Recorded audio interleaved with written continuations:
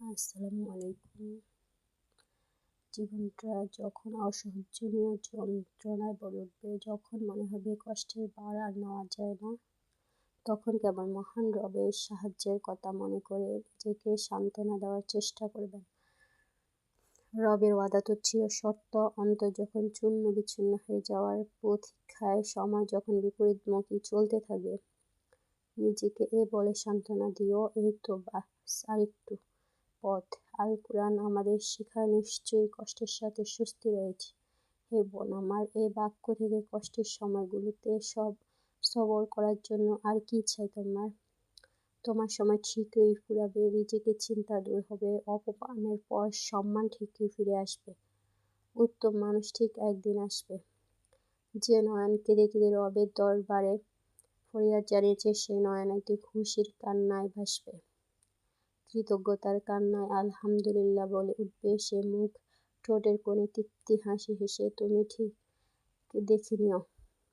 তুমি শুধু একটু সবর করো, একটু অপেক্ষা করো, এই সময়গুলো কাটিয়ে নাও, ধৈর্য ধরো, সময় তোমার ঠিক হয়ে যাবে ইনশাল্লাহ।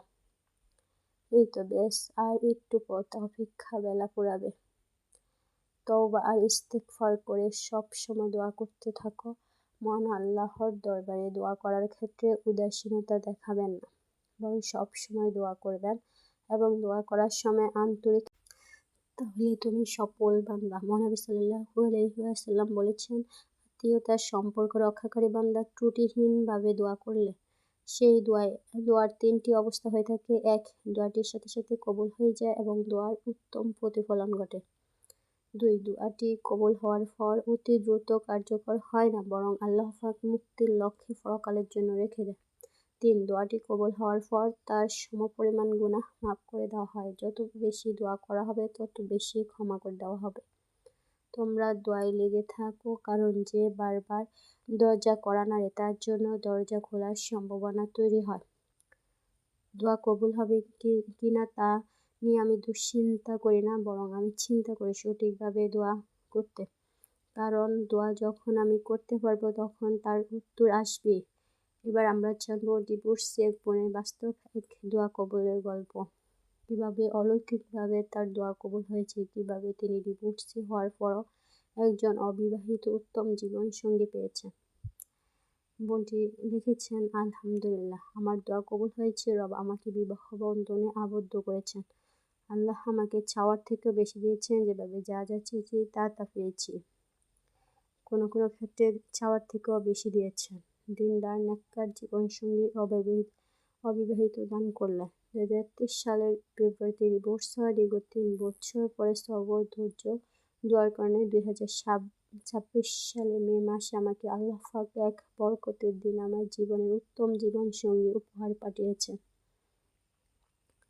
সারা জীবন শুকরিয়া আদায় করেও শেষ করতে পারবো না। সবাই বেশি বেশি দরুদ শরীফ ইস্তিগফার করবেন ও 5 ওয়াক্ত নামাজ আদায় করবেন। তাহাজ্জুদ নামাজ পড়বেন। তাহাজ্জুদ নামাজের সিজদায় কান্নাকাটি করবেন। মোনাজাতে আল্লাহর কাছে মন খুলে চাইবেন। সবাই নাছোড় বান্দা হয়ে দোয়া করতে থাকবেন। যতক্ষণ পর্যন্ত আপনি আপনার কাঙ্ক্ষিত চাওয়া পূর্ণ না হয়েছে, ততদিন পর্যন্ত দোয়া করতে থাকুন। আর কখনো হতাশ হবে না ইনশাল্লাহ। আল্লাহ তাআলা সকলের নেক আশা পূরণ করে দেবেন। দোয়া করা কখনো বন্ধ করবেন না, কারণ আল্লাহ তাআলা কাউকে খালি হাতে ফিরিয়ে দেন না। কিছু কিছু সময় আল্লাহ তাআলা ধৈর্যের পরীক্ষা নেন, তাই আপনাকে অবশ্যই ধৈর্যশীল হতে হবে।